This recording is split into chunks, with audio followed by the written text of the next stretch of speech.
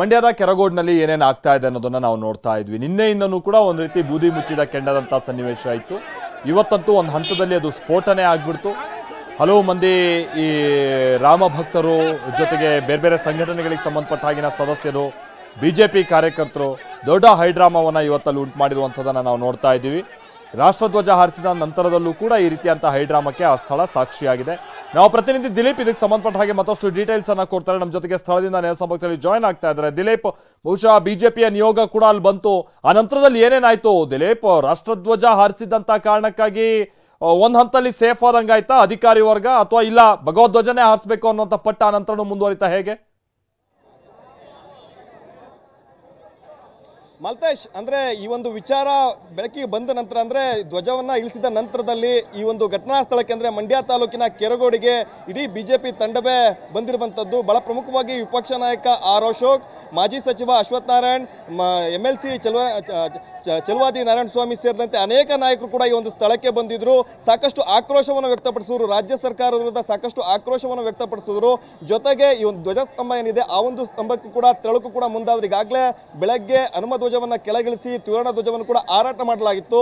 ಅದನ್ನ ವಿರೋಧಿಸಿ ಈಗ ಆ ಒಂದು ಘಟನಾ ಸ್ಥಳಕ್ಕೂ ಕೂಡ ತೆರಳಕ್ಕೂ ಕೂಡ ಮುಂದಾದ್ರು. ಎಲ್ಲರನ್ನೂ ಕೂಡ ಈಗ ಪೊಲೀಸರು ವಶಕ್ಕೆ ಪಡೆದಿರುವಂತದ್ದು. ಘಟನಾ ಸ್ಥಳದಲ್ಲೂ ಕೂಡ ಸಾಕಷ್ಟು ಈಗಲೂ ಕೂಡ ಬಿಗುವಿನ ವಾತಾವರಣ ಇರುವಂತದ್ದು ನೀವು ಕೂಡ ದೃಶ್ಯದಲ್ಲಿ ನೋಡ್ತಾ ಇದ್ದೀರಾ. ಸಾಕಷ್ಟು ಜನ ಒಂದ್ ಕಡೆ ಪೊಲೀಸ್ ಇದ್ದಾರೆ, ಸಾಕಷ್ಟು ಜನ ಬಿಜೆಪಿ ಹಿಂದೂಪರ ಸಂಘಟನೆ ಕಾರ್ಯಕರ್ತರು, JDS ಕಾರ್ಯಕರ್ತರು ಕೂಡ ಈಗಲೂ ಕೂಡ ಸ್ಥಳದಲ್ಲಿರುವಂತದ್ದು. ಅಂದ್ರೆ ಮಧ್ಯಾಹ್ನ ಈ ಒಂದು ವಿಚಾರ ತಿಳಿಯುತ್ತಿದ್ದಂತೆ ಬಿಜೆಪಿ ತಂಡ ಈ ಒಂದು ಸ್ಥಳಕ್ಕೆ ಬಂದಿದ್ರು.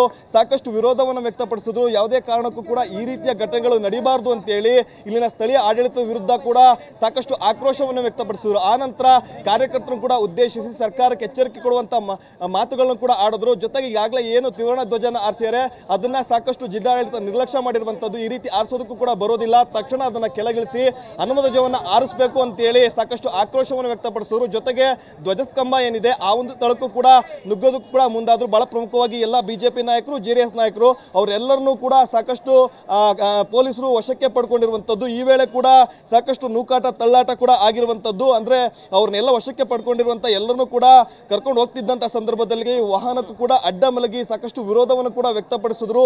ಸ್ಥಳದಲ್ಲಿ ಈಗಲೂ ಕೂಡ ಸಾಕಷ್ಟು ಪೊಲೀಸರು ಕೂಡ ಇಲ್ಲಿ ನಿಯೋಜನೆ ಮಾಡಿದ್ದಾರೆ, ಸಾಕಷ್ಟು ಅಧಿಕಾರಿಗಳು ಕೂಡ ಇದ್ದಾರೆ.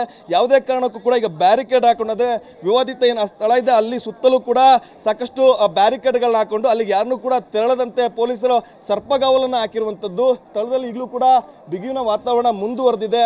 ಆದ್ರೂ ಕೂಡ ಕಾರ್ಯಕರ್ತರು ಇಲ್ಲಿಂದ ತೆರಳ್ತಾ ಇಲ್ಲ. ನಾವು ಈ ಒಂದು ಸ್ಥಳದಲ್ಲಿ ಮತ್ತೆ ಹನುಮ ಧ್ವಜವನ್ನು ಆರಿಸ್ತೀವಿ ಅಂತೇಳಿ ಈ ಒಂದು ಸ್ಥಳದಲ್ಲೇ ಮುಕ್ಕಾಮಿಡುವುದು. ಮತ್ತೊಂದು ಕಡೆ ನಾಳೆಯಿಂದಲೂ ಕೂಡ ಇದನ್ನ ತೀವ್ರ ರೂಪಕ್ಕೆ ತೆಗೆದುಕೊಂಡು ಹೋಗೋಕೆ ಕೂಡ ಬಿಜೆಪಿ ಹಾಗೂ ಹಿಂದೂಪರ ಸಂಘಟನೆ ಕಾರ್ಯಕರ್ತರು ಕೂಡ ಮುಂದಾಗಿರುವಂತದ್ದು. Maltesh, okay, thank you Prashant. ಪ್ರತಿನಿಧಿ ಪ್ರಶಾಂತ್ ಅಲ್ಲಿ ಹೇಳ್ತಾ ಇದ್ರು ಸನ್ನಿವೇಶ ನೋಡಿ ಹೇಗಿದೆ ಅಂತ. ಬಿಜೆಪಿಯ ನಾಯಕಗಳನ್ನೆಲ್ಲ ವಶಕ್ಕೆ ಪಡೆದಿದ್ದಾರೆ.